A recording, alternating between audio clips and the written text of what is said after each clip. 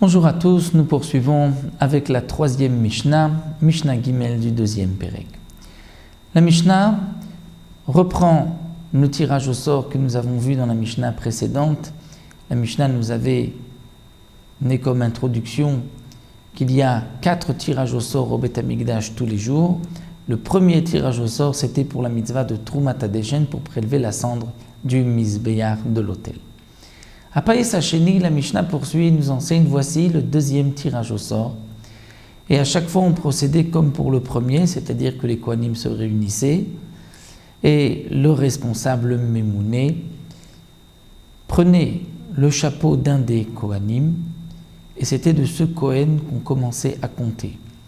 Donc le Mémouné pensait, il disait à haute voix un chiffre, plus élevé que le nombre de Kohanim qui étaient présents, et il commençait à compter par celui qui avait enlevé son chapeau.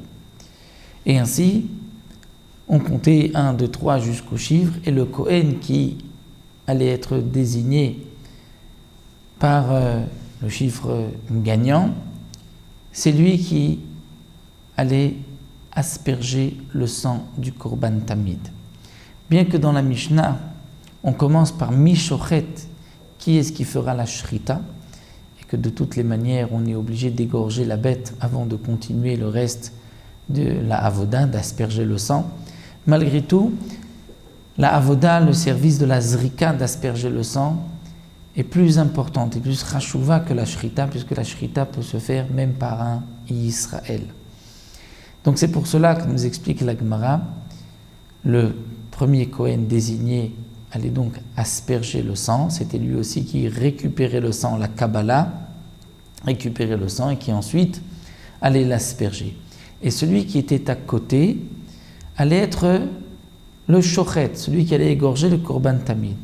Et celui qui se trouvait à côté donc de ce deuxième, donc le troisième, c'est lui qui allait enlever la cendre du Mizbeach de l'autel qui se trouvait à l'intérieur dans le Ohel Moed, où avait brûlé la veille la Ketoret, les encens. Et ainsi, nous allons voir que 13 Kohanim étaient désignés pour le Korban Tamid, l'un à côté de l'autre. Donc à Païs Hacheni, le deuxième tirage au sort, dans les mots de la Gemara, Mishochet. Donc comme nous l'avons expliqué, c'est en vérité Mizorek le premier, qui est-ce qui va asperger, et celui qui est à côté de lui, c'est Mishochet qui va égorger le Korban Tamid. Donc dans la Mishnah, ce n'est pas dans l'ordre. Mimedashen, le troisième, c'est qui est-ce qui va enlever le déchen, la cendre du Mizbeach Apnimi de l'autel qui se trouvait à l'intérieur. Le Mizbeach Apnimi, le Mizbeach intérieur en or, sur lequel on brûlait les encens le matin et l'après-midi. Le quatrième Kohen, Mimedashen, est à Menorah. Qui est-ce qui allait enlever les cendres de la Menorah et aussi les mèches, donc enlever l'huile, les mèches, c'est-à-dire les cendres, les mèches qui ont brûlé, et qui allait nettoyer donc les récipients et mettre de l'huile et de nouvelles mèches. Le cinquième, Imale Varim la Kevesh. Le cinquième, c'était celui, et donc pas seulement le cinquième, mais tous les autres, ceux qui vont monter les membres du Korban Tamid qu'on devait brûler sur le Mizbeach, puisque le Korban Tamid, le Korban quotidien, c'est un Korban Ola. Et le Korban Ola doit être entièrement brûlé.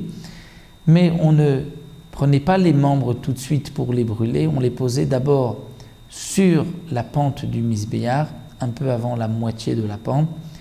Et ensuite, il y avait, dans le quatrième tirage au sort, que nous verrons par la suite, un Kohen qui était désigné pour prendre les morceaux et les brûler sur le Mizbeach. Donc tout d'abord, c'était Mimale Varim la Kevesh, qui est-ce qui allait monter les membres sur la pente. Donc là, ce n'est pas encore un Kohen, donc c'est une introduction à la suite. Donc le cinquième Kohen, c'était celui qui prenait à roche vers Regel.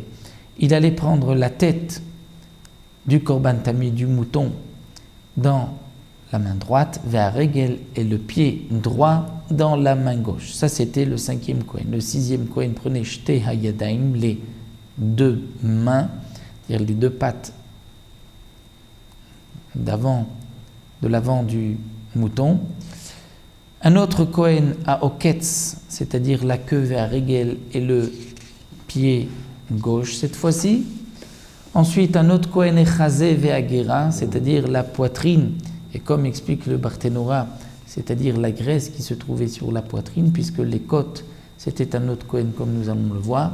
Ve'agera, Gera, c'est-à-dire la trachée artère, avec les poumons, le foie, le cœur. Ça, c'était donc un Kohen qui prenait Chazé, donc les graisses de la poitrine Ve'agera, et la trachée artère, ainsi que les poumons, le foie et le cœur. Un autre Kohen prenait Ushte Hadefanot, c'est-à-dire les deux côtes.